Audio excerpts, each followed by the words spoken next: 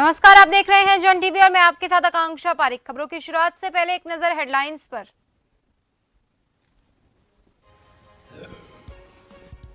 CM Dhami ने single window system व्यवस्था के दिए निर्देश। 15 दिन के अंदर स्वीकृत होंगे भवनों के नक्शे। सरलीकरण प्रभावी बनाए जाने पर जोर।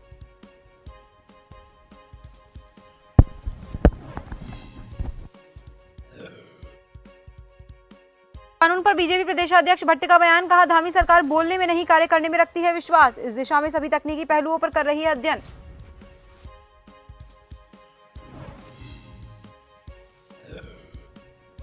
देहरादून में एसटीएफ ने मारा अवैध असलाहा फैक्ट्री पर छापा। बड़ी संख्या में तमंचा, ऑटोमेटिक पिस्टल बरामद। हथियार बनाने वाले उपकरण बरामद। 2 आरोपी गिरफ्तार।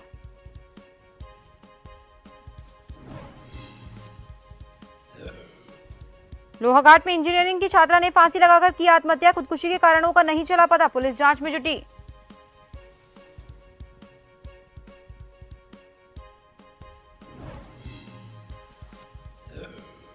और उत्तराखंड में आफत की बारिश, बाढ़ में फंसे 22 लोगों का रेस्क्यू। कोटद्वार में पुल क्षतिग्रस्त। सुखरू नदी में बही कार। कलसिया नाले में उफान। प्रशासन ने लोगों को किया शिफ्ट।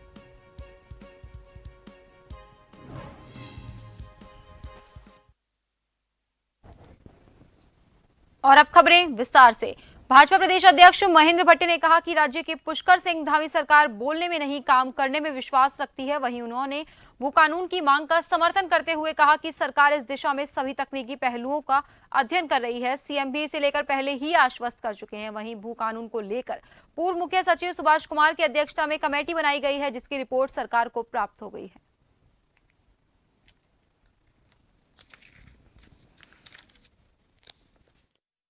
बहुत स्पष्ट है कि जो विषयों को लेकर अपने पिछले चुनाव घोषणा में हम गए थे, हमने घोषणा पत्र जो दिया था उसका हम इम्प्लीमेंट करेंगे। उसमें भू कानून का विषय भी है और भू कानून के विषय को लेकर सरकार पर रिपोर्ट प्राप्त हो चुकी है। सब विधि विज्ञा है कि विधानसभा के अंदर वो विषय जाएगा और विधानसभा के बाद ही कानून बनेगा।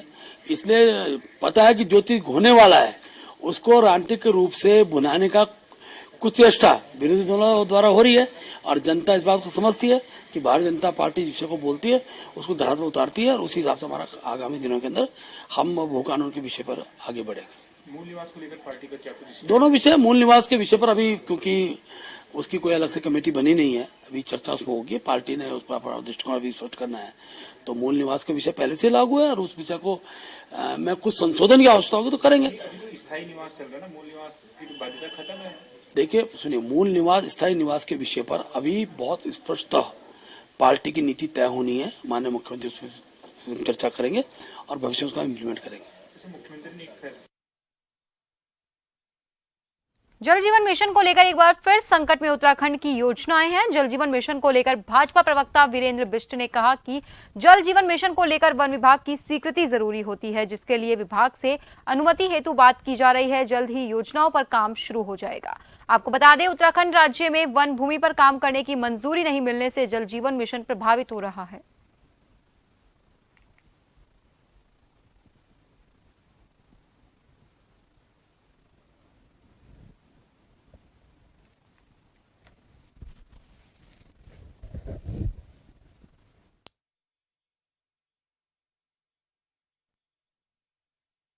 जल जीवन मिशन का प्रश्न है, निश्चित रूप से योजना महत्वाकांक्षी है और ऐसे सभी जगह लोगों को जल पहुंचाना, जल की उपलब्धता सुनिश्चित करना जो बहुत ही भौगोलिक दृष्टि से बहुत ही दूर हैं, दूरस्थ स्थान है, वहाँ जल पहुंचाना जल जीवन मिशन के तहत किया जाने वाला महत्वपूर्ण कार्य है। जंगलात विभाग, फॉरेस्ट विभाग भी उसमें आता है और फॉरेस्ट के अंदर से ही जो है पाइपलाइंस बिछाई जाती हैं और जब तक फॉरेस्ट उसमें एनओसी नहीं देगा तो निश्चित रूप से सभी योजनाएं बाधित भी हो जाती हैं, रुक जाती हैं। पहाड़ों पर हो रही भारी बारिश के चलते गोला नदी लगातार उफान पर है, जिसका असर हल्द्वानी रेलवे स्टेशन के ट्रैक को हुआ है। ट्रैक नंबर 3 के पास का मलबा पूरी तरह से धंस गया है। इसके साथ ही रेलवे की पटरियों को लोहे के तारों से बांध कर रखा गया है, जो कि अमूमन ऐसा नहीं होता है। मामले की संवेदनशीलता को देखते हुए कुमाऊं कमिश्नर दीपक रावत ने रेलवे और तमाम सरकारी विभागों के अधिकारियों के साथ रेलवे ट्रैक का स्थलीय निरीक्षण किया। उन्होंने ये भी बताया कि रेलवे ट्रैक को भी खतरा हुआ है। गोला नदी के डायवर्जन को सही तरीके तरीके से करना है। आने वाले समय में कैसे रेलवे के संचालन को बेहतर किया जा सके, इसको लेकर काम किया जाएगा।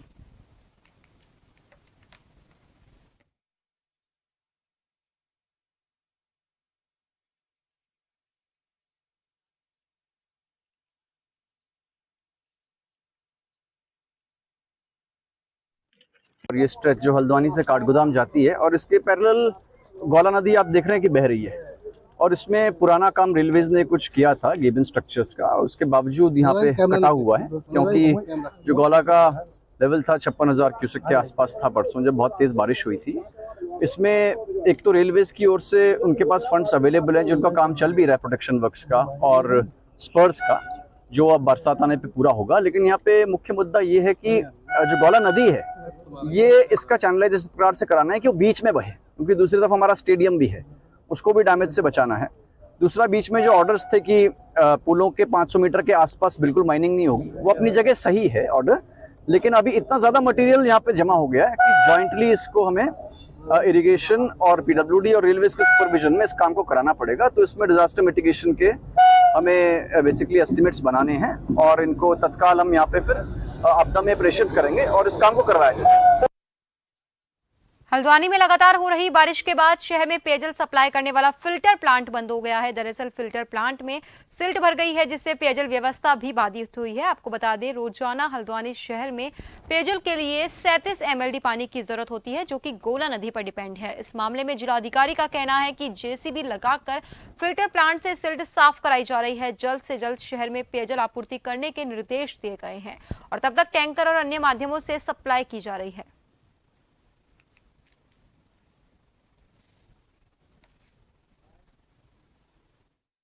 रेस्टोरेशन है वो वर्क समय के साथ सभी कराए जाएंगे। पानी की आपूर्ति भी बहाल कराने की व्यवस्था करी जा रही है। अभी क्योंकि प्लांट प्रभावित हुआ है, उसमें नहर में जो कैनाल है, फीडर कैनाल, उसमें भी सिल्ट भर गई है, उसमें पोकलैंड लगाई गई है। सिंचाई विभाग को भी ये निर्देश दिए हैं कि जितनी भी पोकलैंड और जेसीबी मशीनें अवेलेबल हो सकती हैं सब जगह लगाई जाएं। अवगति है कि 8 तारीख को जो कलसिया नाले में अतिवृष्टि के कारण बराज में हमारी जो कैनाल फीडर होती है उससे कच्चा जल फिल्टर प्लांट से मिलता है, काफ़ी ज़्यादा क्षतिग्रस्त हो गई है सिल्ट भर के। तो कल से हम लोग युद्ध स्तर में वहाँ काम करवा रहे हैं।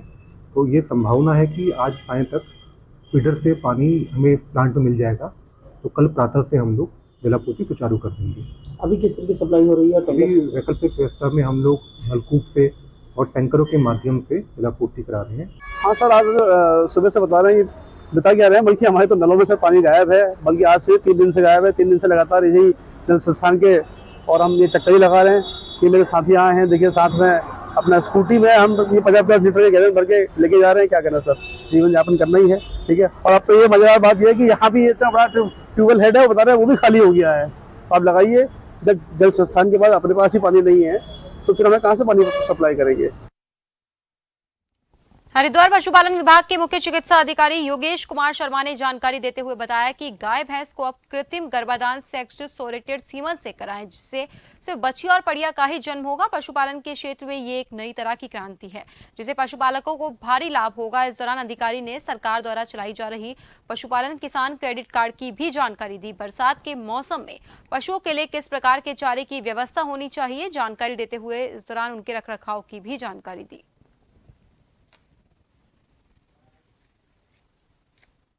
जो पशुपालन विभाग है उसमें कई प्रकार की योजनाएं चल रही हैं, जिसमें एक है सेक्स सॉर्टेड सीमन।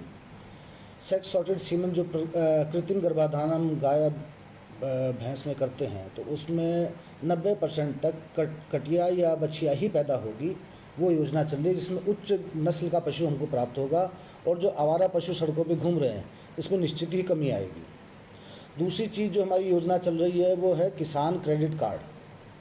इसमें किसान अपना पशु चिकित्सालय से संपर्क करके एक अपना कार्ड बनवा सकता है, KCC कार्ड बोलते हैं उसे, जिसमें 4 पशु हेतु अधिकतम 1.60 लाख की लिमिट बन जाएगी उसकी, जिससे वो पशु को अच्छी तरीके से पाल सकेगा और पैसे की कमी होने पर, ज़रूरत पड़ने पर ही पैसा प्राप्त अपना बैंक से ले लेगा।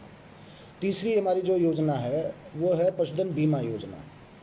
चूँकि पिछली बार लंपी स्किन डिजीज़ आई थी और कईयों के पशु की क्षति हुई थी, तो पशु क्षति होने के बाद उसको कहीं से काश्तकार को या पशुपालक को पैसा नहीं मिल पाता। तो अगर उसका पशु बीमित है तो उस केस में उसको पैसा पशुधन बीमा जो हमारा चल रहा है उससे उसको पैसा प्राप्त हो जाएगा अगर पशु कोई भी हानि होती है तो। हरिद्वार में रोशनाबाद कलेक्टर भवन में भारतीय किसान यूनियन क्रांति के राष्ट्रीय अध्यक्ष विकास सिंह सैनी के नेतृत्व में धरना प्रदर्शन कर ज्ञापन सौंपा। बाढ़ से किसानों की फसल बर्बाद हो रही है, ऐसे में हरिद्वार जिले को आपातकाल घोषित किया जाए। इसके साथ ही किसानों का कर्ज पूरी तरह माफ किया जाए। बुधवार को रोशनाबाद कलेक्टर भवन में धरना प्रदर्शन कर उन्होंने कहा कि उत्तर प्रदेश की तर्ज पर किसानों को बिजली मुफ्त मुहैया कराई जाए। तो कितना बड़ा दुर्भाग्य है किसानों का। ये एक तरफ दावा कर रहे कि जनता दरबार लगा रहे थे। भाई जनता दरबार जब तुम्हारे दरबार पर कोई आ रहा हजारों की संख्या में, वहाँ तो तुम दिखाई नहीं दे रहे, वहाँ तो तुम अपनी सीट छोड़कर भाग रहे। तो क्या समस्या ये हल करें? कितनी सूत्रीय मांग है हमारी? 3 सूत्रीय मांग है। देखिए, एक तो हरिद्वार जिले को आपदाग्रस्त घोषित किया जाए और उत्तर प्रदेश की तर्ज पे बिजली फ्री की जाए और किसान का कर्जा माफ करा जाए। इस क्षेत्र के जो किसान हैं वो अपने उनके किसान नेता और वो लोग यहाँ पे ज्ञापन देने के लिए आए थे। थोड़ा सा इशू हुआ कि उनकी मांग थी कि डीएम साहब को ज्ञापन देना है, लेकिन डीएम साहब चूंकि केंद्रीय टीम यहाँ पे आ रखी है और डीएम साहब उनके साथ में लक्सर विजिट करने के जो नुकसान हुआ आपदा में उसका विजिट करने के लिए लक्सर गया है। तो डीएम साहब के प्रतिनिधि के रूप में आए हैं और उन्होंने ज्ञापन दिया है। किसान लोगों की जो मांगे हैं वो प्राथमिकता ज्यादा पे हम शासन को भेज देंगे और अनुरोध करेंगे कि इसमें यथाशीघ्र इसमें कार्रवाई की जाए। डोईवाला क्षेत्र में लगातार बारिश से नदी नालों का जलस्तर बढ़ गया है। रानी पोखरी बड़कोट ग्राम सभा के दुजियावाला स्थित भरसाती नाले का जलस्तर अचानक से बढ़ गया। इसी बीच बाइक सवार 2 युवक नाले को पार करने लगे और पानी के तेज बहाव में बह गए। स्थानीय युवक प्रीतम भंडारी ने जब युवकों को पानी में बहते देखा, स्थानीय ग्रामीणों की मदद से दोनों को सकुशल बचा लिया। वहीं ग्रामीणों ने नाले पर पुलिया के निर्माण की मांग की।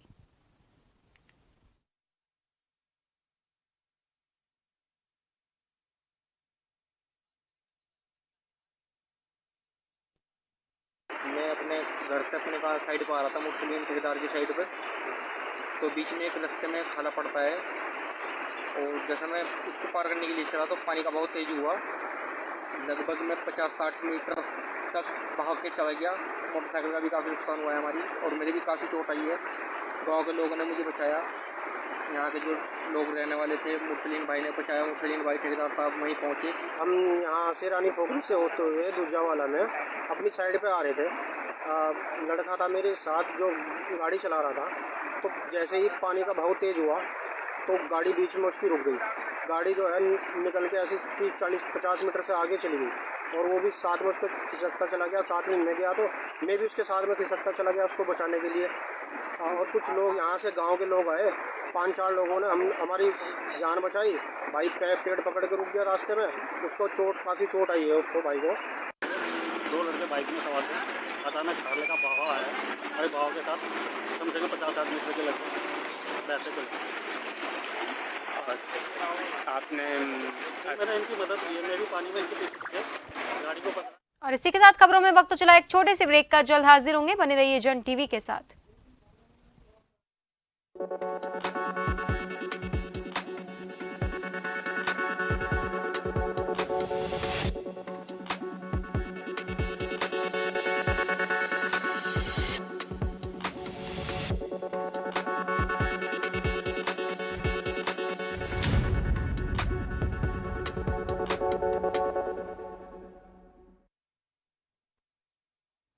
ब्रेक के बाद एक बार फिर से आप सभी का स्वागत है। बढ़ते हैं अगली खबर की ओर। हरिद्वार के श्यामपुर कागड़ी गांव के गंगा का तटबंध टूटने से हड़कंप मच गया। एहतियात के तौर पर तटबंध टूटने के बाद मौके पर पुलिस बल, एसडीआरएफ और गोताखोरों को तैनात किया गया है। गंगा का पानी गांव में घुस रहा है, जिसके चलते गांव के लोग डर के साए में जीने को मजबूर है। करीब 5000 की आबादी वाले कांगड़ी गांव के साथ साथ 5 गांव इसकी चपेट में आ सकते हैं। फोर्स तैनाती के साथ साथ गांव में नदी के किनारे न जाने की हिदायत दी गई है।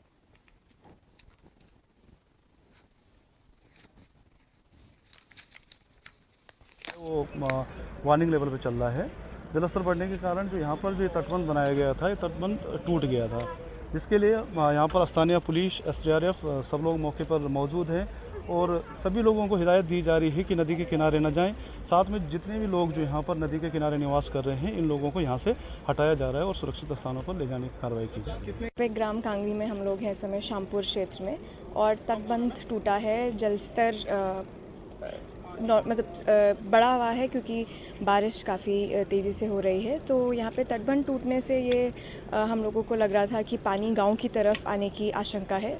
उसके दृष्टिगत जो बैंक्स पे लोग रह रहे थे उनको शिफ्ट करा दिया गया है। लगातार थाना श्यामपुर की पुलिस टीम अनाउंसमेंट्स करवा रही है और यहाँ पे हमारे साथ कंपनी भी नियुक्त है, SDRF की भी टीम नियुक्त है और उचित पुलिस बल को भी नियुक्त किया गया है। हल्द्वानी में बारिश के कारण प्रभावित क्षेत्रों में प्रशासन राहत कार्यों के लिए मुस्तैद है। नगर महापौर ने कहा कि जिला प्रशासन, नगर प्रशासन, नगर निगम संयुक्त रूप से जुटे हैं। पूरे शहर से इकट्ठे मलबे को हटाया जा रहा है। नगर निगम के 1000 से ज्यादा कर्मचारी काम कर रहे हैं। इसके साथ ही पेयजल आपूर्ति के लिए लगभग 50 टैंकर शहर में लगाए गए हैं।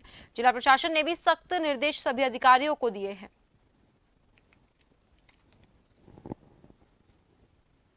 नगर प्रशासन, नगर निगम की संयुक्त प्रयास से इस आपदा को ठीक करने की कोशिश की जा रही है। पूरे शहर में जहाँ जहाँ भी फ्लैश फ्लड के कारण मलबा इत्यादि जमा हो गया है, लगभग उसको हटाने के लिए 1000 नगर निगम के कर्मचारी वर्तमान में मैदान में हैं। जिला प्रशासन द्वारा मुहैया की गई लगभग 4-5 पोकलैंड और कई आपकी JCB इस काम पर उतरी हुई हैं।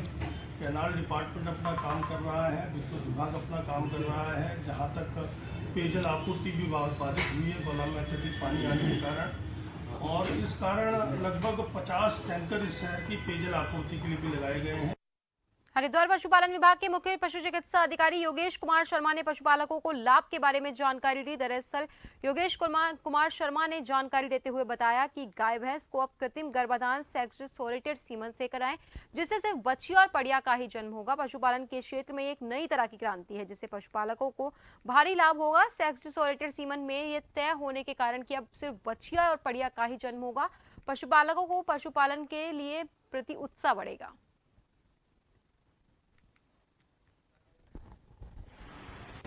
सेक्स सॉर्टेड सीमन जो कृत्रिम गर्भाधान हम गाय भैंस में करते हैं, तो उसमें 90% तक कटिया या बछिया ही पैदा होगी। वो योजना चल रही है जिसमें उच्च नस्ल का पशु हमको प्राप्त होगा, और जो आवारा पशु सड़कों पे घूम रहे हैं इसमें निश्चित ही कमी आएगी। दूसरी चीज़ जो हमारी योजना चल रही है वो है किसान क्रेडिट कार्ड। इसमें किसान अपना पशु चिकित्सा से संपर्क करके एक अपना कार्ड बनवा सकता है, KCC कार्ड बोलते हैं उसे, जिसमें 4 पशुओं हेतु अधिकतम 1.60 लाख की लिमिट बन जाएगी उसकी। जिले की प्रभारी मंत्री रेखा आर्य ने मामले की संवेदनशीलता को देखते हुए आपदा प्रभावित काठगोदाम क्षेत्र का मौके पर पहुंचकर निरीक्षण किया। इसके साथ ही नगर निगम के इंटर कॉलेज जहां पर प्रभावितों को सुरक्षित रखा गया है उनसे बातचीत की और उनको हर संभव सरकार से मदद दिलवाने का आश्वासन दिया। इसके साथ ही उन्होंने कहा कि प्रशासन द्वारा जो भी संभव मदद तत्काल दी जा रही है उसमें कोई भी कोताही नहीं बरती जाएगी।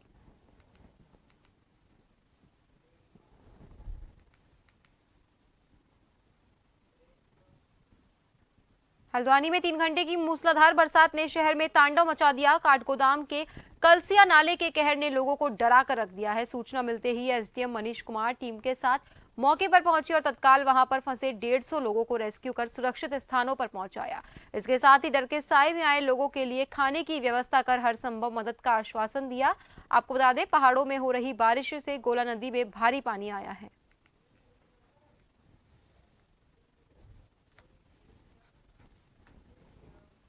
खबर डोईवाला से है, जहां क्षेत्र में लगातार हो रही मूसलाधार बारिश की वजह से नदी नालों का जलस्तर बढ़ गया है और कल शाम रानी पोखरी बड़कोट ग्राम सभा के अंतर्गत दुजियावाला स्थित बरसाती नाले का जलस्तर अचानक से बढ़ गया। इस बीच अपनी बाइक से रानी पोखरी से दुजियावाला की ओर काम से लौटकर जा रहे 2 युवक जब नाले को पार करने लगे तो पानी के तेज बहाव में बह गए। ग्रामीणों ने दोनों युवकों को डूबता हुआ देखकर बाहर निकाला और प्रशासन से नाले पर पुल का निर्माण करने की मांग की।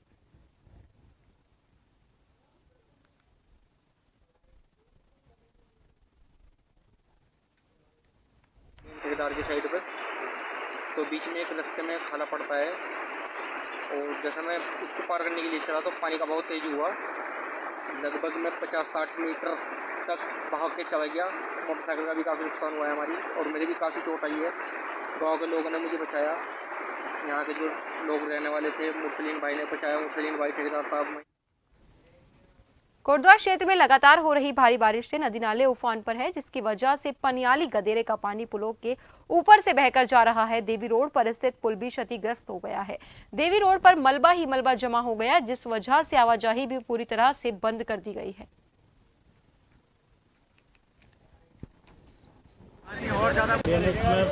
भारी बरसात के कारण सब कुछ तहस नहस हो चुका है। लोगों के घरों में पानी भर गया है और लोग अपने भी बच्चे लेके सब सड़कों पे हैं और किसी प्रकार से इस वक्त खाने पीने की कोई व्यवस्था नहीं है। हम लोगों ने आपस में मिलकर टूरिस्ट होटल में, टूरिस्ट वेडिंग पॉइंट में उनके खाने पीने की व्यवस्था। कोटद्वार में तेज बारिश से नदी नाले उफान पर आ गए हैं, जिसमें सत्ती चौड़ के निकट कोआलगढ़ स्रोत का अचानक जलस्तर बढ़ने से 2 कार चपेट में आ गई और एक कार बहकर सुखरो नदी में चली गई। वहीं दूसरी कार पत्थर पर फंस गई। आपको बता दें, पुलिस और स्थानीय लोगों ने रेस्क्यू कर कार में सवार सभी लोगों को सुरक्षित बाहर निकाला। कोटद्वार के मालन नदी पर बना वैकल्पिक पुल पर 22 लोग फंस गए थे। वहीं बारिश तेज होने की वजह से पानी पुल के ऊपर से होकर गुजर रहा था। आवाजाही कर रहे लोग पुल पर फंस गए। आपको बता दें, सूचना मिलते ही पुलिस और एसडीआरएफ की टीम मौके पर पहुंची और उन्होंने सभी का रेस्क्यू कर सुरक्षित पुल पार करवाया।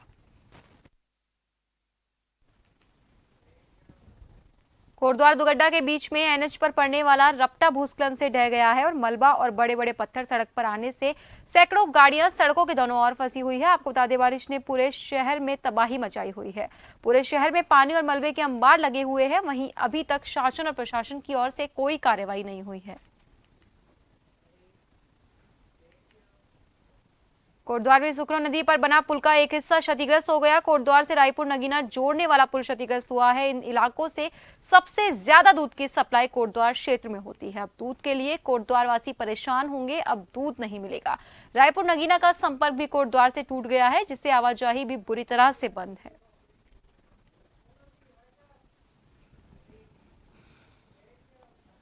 और फिलहाल के लिए खबरों में बस इतना ही। बने रहिए जन टीवी के साथ। नमस्कार।